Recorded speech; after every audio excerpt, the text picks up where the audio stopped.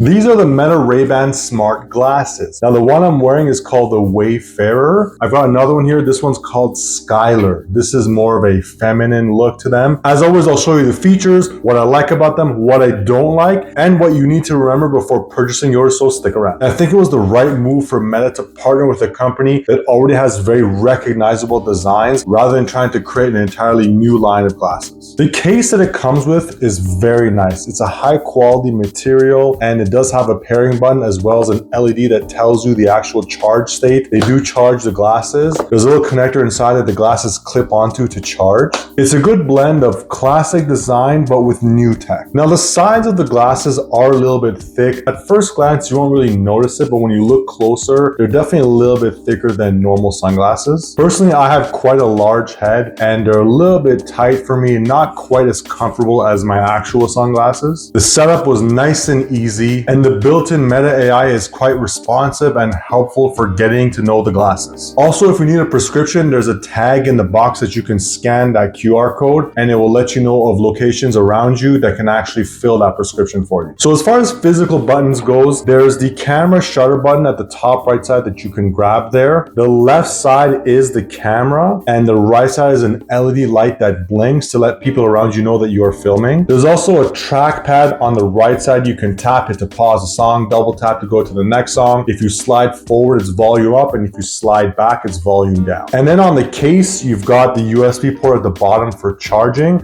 as well as the pairing button when you want to pair it with your device. Now, my model is the Wayfarer. I went with the matte black with the polarized lenses, and to be honest, I kind of regret that decision. The matte black gets very smudgy. Even when I first opened it and I was doing my unboxing, I made a short video, and right away I know it was smudging on the body, which I wasn't happy about. I think gloss would have been a better choice. Also, I chose the polarized lenses, which is another huge mistake because you can't actually look at your phone. Your phone looks weird and discolored through polarized lenses. I should have went with the traditional lenses with the gloss body, so I may actually end up exchanging these. Now the built-in speakers are actually very impressive. I linked up my Spotify account and listened to some music right away. Hey Meta, play music.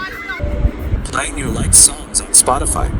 It's a cool feeling to look at the world around you while music is playing in your ears, but not through earbuds. You have nothing shoved in your ear and you can still hear the world around you. It kind of reminds me of when you're at the beach or you're at the lake and there's music playing off someone's boat and you're in this outdoor environment and there's this music playing around you. It kind of gives you that feeling, but you've got your own little personal party. And you're just wearing sunglasses, which is an accessory that most people are wearing anyways. So it's one less thing you have to wear on your body. Now, I do have quite a large head, and when I put these on, I can feel a little bit of pressure at the sides kind of pressing in my head there. I do prefer wearing my normal glasses over these for sure, but most people who are average size will find these glasses very comfortable. My head is just a little bit too big. I'm right at that threshold, but I wouldn't want to be wearing these all day long on like a trip or something. And when you put that little bit of pressure on my head, plus the combination of the polarized glasses, looking at my phone, I get a headache pretty quickly while using these. Getting the non-polarized glasses will certainly be a lot better. The camera button feels nice and clicky. You tap it once to take a picture and you press and hold it to take a video. There's also a slight power switch inside of them to do a full shut off if you want to be saving power and you're putting them away and you don't have the case with you. Another cool little feature on the trackpad is if you tap it 3 times, you can set that to open Spotify or other features. Now, currently these models have 32 gigabytes of storage and the video capture is a 1080p 30 frames per second video. And if you're listening to music, the glasses know if you take them off, they'll actually pause the song. When you put them back on, the song will continue. Now, battery life is where they do struggle a bit. They're up to 4 hours. However, with the case, it does hold a charge as well, and if you put them back in the case, you can get up to 36 hours of battery. So if you're going on extended filming sessions, if you're on a trip, you definitely want to have the case with you.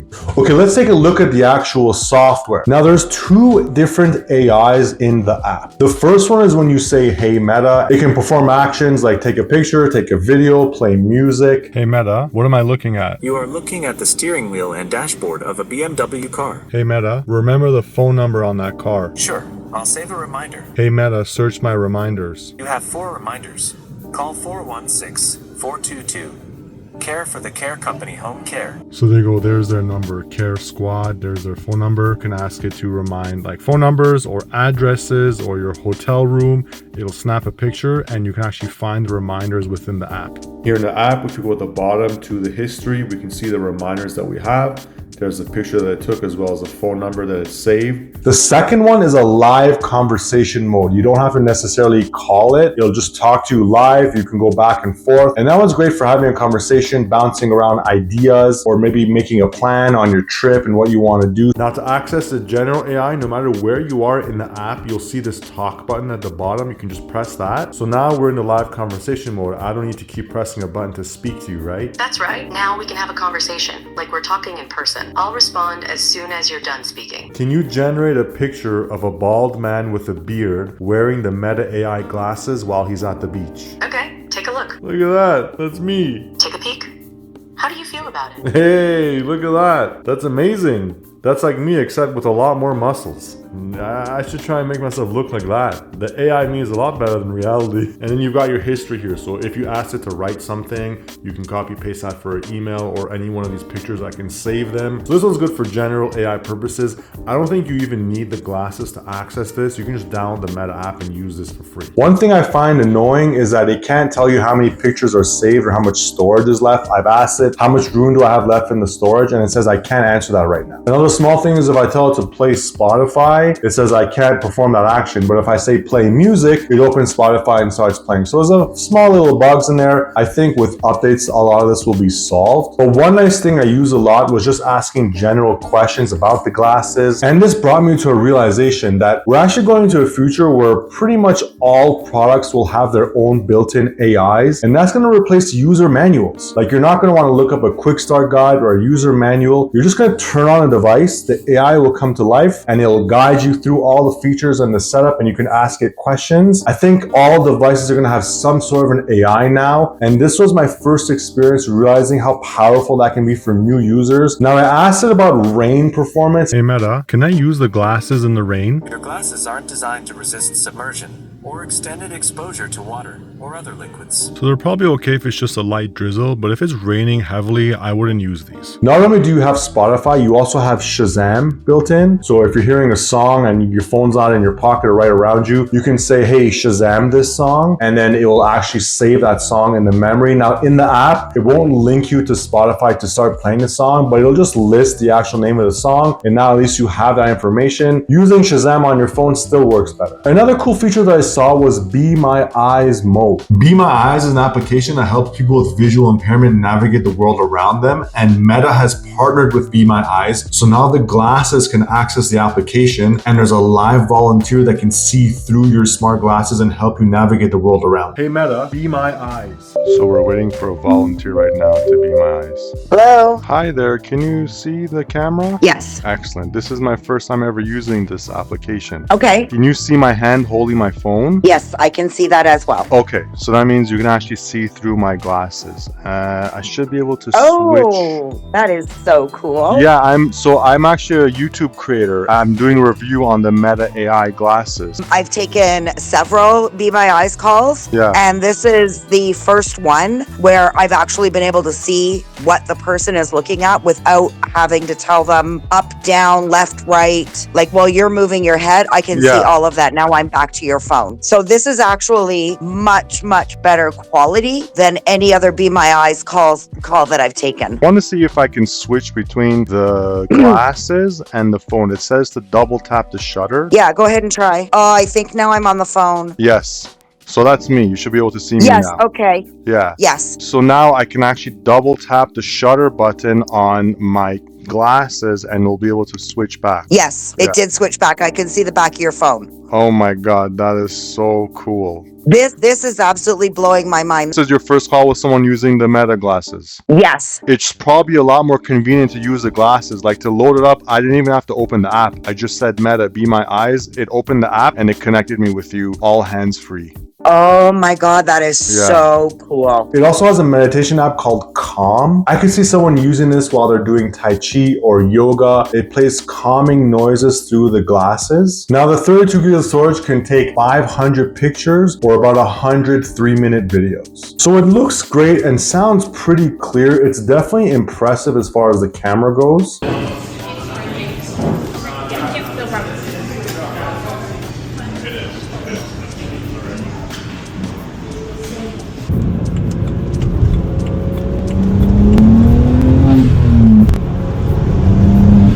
They're not as good as a modern phone, but the real big issue is that it only films in portrait mode and you can't go in landscape. So they're good for shorts and reels, but not good for long videos for YouTube like vlogs. I really think there should be a horizontal mode. When I asked the AI, can I take horizontal or landscape videos? It said yes, but it doesn't actually do it. So the AI is getting something wrong there. So the recording max for a video is 3 minutes, and then it automatically stops filming. Let's say you're at a concert and you want to film a song. Most songs are more than 3 minutes, so you'd have to press the button again to keep recording. You can't even film a full song, and that's just a limitation of the 32 gigabytes of storage, and that's the only storage size that's available right now. Now, sharing videos to your computer is super easy. When you open the app, it'll tell you there's pictures and videos to import. You'll press that. Now they're saved in your phone. I personally use KDE Connect to send pictures and videos to my computer. You can also use Windows Phone Link, which is installed by default on Windows. And for Apple, you can use AirDrop. So once they're on your phone, you can just send them however you need to your other devices and use them for editing and things like that. Now, both on Android and iOS, when you save those videos to the phone, in your gallery, there'll be a new folder called Meta AI, and all your pictures and videos will be saved in that folder. Now, for live streaming, it only works on Facebook and Instagram. It doesn't allow you to live stream to YouTube or to TikTok or anything like that. I really would prefer if I could live stream to TikTok, but of course this is a Meta device, and so they're trying to keep you in the Meta ecosystem. So let's go through the good and the bad on the Meta Ray-Ban glasses. Starting with the good, pairing was super easy and user-friendly. The Meta AI is helpful for general questions on how to use the device and some more advanced features. The build quality is nice. They do feel nice in the hand. They definitely don't feel like a cheap device. The cameras are quite small from the outside and barely noticeable. Like if you look at the black ones, you can't really see the cameras. Obviously on the gray one, you can see the camera a bit easier because of the contrast. But from a distance, if you're just wearing these, most people are not going to notice that there's actually a camera in there until they look a little bit closer, or if they're familiar with these. I've worn these in public and I've even been filming with the flashing light, and most people don't notice I'm wearing any sort of smart glasses unless they're a tech person, and then they'll come up and ask me about them. But the nice thing is you don't look like a freak with some big VR headset. They just look quite normal and something we're already used to seeing in our modern society. The speakers are great for enjoying music and making phone calls. The sound quality is amazing. Earbuds can be quite uncomfortable, and so these solve that problem. And the phone call quality is great on both ends, so I hear people very clearly, and I've made a lot of phone calls and everyone says that they sound great. You can also double tap the trackpad on the side to answer and hang up calls. The Be My Eyes feature is very useful for those who are visually impaired, so it's nice that they're thinking about those people. Now, what about the bad? The camera quality is pretty good, but nowhere near a modern smartphone. They're certainly usable and can produce some pretty good pictures, but like I said, it's only in portrait mode. I really wish they had a landscape mode for YouTube videos, vlogs, driving videos, and things like that. I think a lot of people would want to use these for vlog style videos because they're so comfortable, and being only vertical mode means they're really best suited to short videos. The 1080p 30 frame per second quality is pretty good, but it's only capped at 3 minutes and only 32 gigabytes of storage, so pretty limited there. And there's no way to expand. I think they could fit an SD card slot somewhere in there, or maybe just offer larger storage options, which is most likely what will happen on the next models. The AI is pretty useful, but some basic things it just gets totally wrong. It can't even tell me how many pictures or videos are left or used in the camera. I also tried the live translate feature feature. I tried to watch a movie in Italian on YouTube. I don't speak Italian, but I do speak English and French, and it's not so different, so I could kind of tell what they were saying. And I noticed that the camera was pretty laggy. It missed a bunch of stuff. So if you're having a live conversation with someone and they're speaking slowly, it might be okay. So it might be handy on a trip, but if you're trying to watch a TV show or a movie and you want like real-time translating, they're not fast enough to do that. And personally, I just don't find the glasses all that comfortable. They're a little bit heavier and a little bit bulky. I feel them kind of stiff at the sides, and combined with the polarized lenses on mine, I get a headache, and they're just not something I want to be using all that often. Maybe if I pick up the regular lens model, I'll prefer them, but they're still nowhere near as comfortable as my actual sunglasses. And I don't recommend getting the matte finish. This one shows a lot of smudges, but the Skylar model that I have is gray and this one's glossy, and I think this is better. So I'm gonna go ahead and exchange mine and go for a glossy one with the non-polarized lenses. So overall, the glasses are pretty good. They're very impressive for a second generation product. I'd really like to see the ability to film in landscape mode at like 1440p. They really should add more storage, at least 128 or 256 gigs. I also really wish that they would live stream to YouTube and to TikTok. I'm posting a lot of videos on TikTok and of course the YouTube channel. So if I could live stream from these, I'd be using them more often. The AI is pretty useful, but there's definitely room for improvement. I think Meta AI is definitely going to get there. For sure, right now, the most powerful AIs I would say is ChatGPT is number one and Gemini is a close second. The big difference is that Gemini doesn't have the memory that ChatGPT has. So if you could get memory and stronger language models like ChatGPT, but in these glasses, they're going to get even better. And because you don't have to press a button, you can just talk to it at any time, and you're wearing them all the time anyways, it can be definitely very convenient. If you're mostly a shorts creator, then these are going to be very helpful for you if you're just posting videos on TikTok or YouTube Shorts because of that portrait mode. They've got me intrigued, and I like where Meta is going with their ecosystem. Like most tech companies make products for people to use, but I saw an interview of Mark Zuckerberg and he said that what Meta does differently is Meta makes tech products for people to connect with other people. And I can definitely feel that in this device. These glasses are a useful tool and can definitely simplify things for certain types of creators. Now, Google just showed off their Android XR glasses and they look like they have an even better live translate, plus an actual interface you can see in one of the lenses. So you'll actually have visuals on the screen now. These don't offer you any sort of visuals other than what's in the Meta app itself. Now, Google's going to be partnering with a lot of different companies, so it'll be interesting to see where they go. And of course, Meta's going to respond with their next model of these, which I think is going to be a tremendous